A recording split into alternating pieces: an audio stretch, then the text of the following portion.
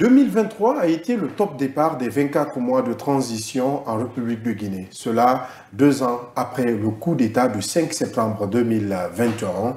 Les faits politiques majeurs de cette année vont de la publication du montant à mobiliser pour la mise en œuvre du chronogramme de la transition à la restructuration de certaines coalitions politiques aux menaces de retrait, d'agrément et de rejet de candidature des leaders politiques. Fatoumata Kane. Des agissements qui de facto collent à la jambe des velléités de confisquer le pouvoir. Ainsi, 2023 laisse place à une nouvelle année, mais ultime pour une classe politique hargneuse dont les yeux sont rivés sur les prochains 12 mois devant mettre un terme à la transition. Amara Bangoura nous retrace l'effet d'une année d'espoir avorté et d'ego invaincu.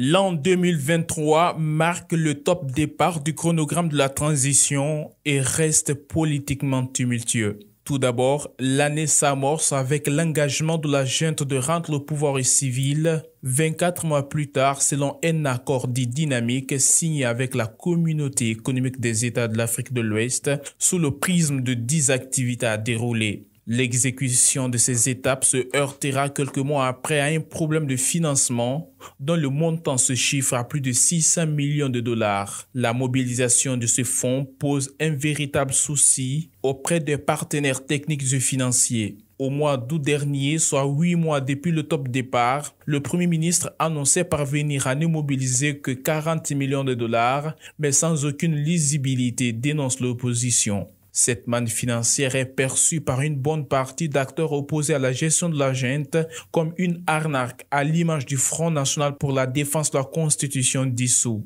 Car pour eux, il est impératif de raboter ce chronogramme de manière à pouvoir éviter un glissement de calendrier pendant que le gouvernement invitait la CEDEAO à sortir des menaces et à honorer ses engagements. 2023 aura été une année de promesses manquées pour rapprocher les acteurs sociopolitiques autour du cadre de dialogue inclusif pour donner une orientation consensuelle à la conduite de la transition. L'ANAD de Mamadou Cellou Dalein Diallo, le RPG d'Alpha Condé et le FNDC qui reprochent à la junte la volonté de confisquer le pouvoir restent des blocs opposés au terme et au format avec lequel se tient le cadre déjà existant, alors que les acteurs prenant part continuent à tendre la main, mais pas question de formater ou d'annihiler. Le retour de ces blocs à ce cadre a été soumis à plusieurs préalables, dont la libération des prisonniers dits politiques.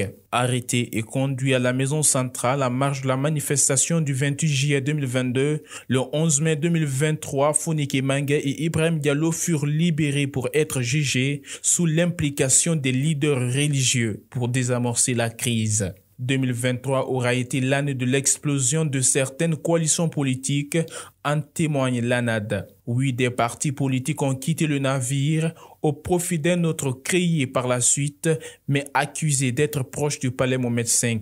Elle est perçue aussi comme une année de front avec les partis politiques. D'abord, le ministre de l'administration du territoire et de la décentralisation qui annonce début juillet que 92 sur les 187 formations politiques n'étaient pas en règle, pourtant agréées. Mori Condé a menacé de retirer l'agrément à tout leader qui appellerait à une manifestation de rue, alors qu'interdite. L'autre menace est le rejet de la candidature des responsables des partis politiques dont les mandats sont expirés et qui refuseraient d'organiser des congrès conformément aux statuts et règlements régissant les entités politiques.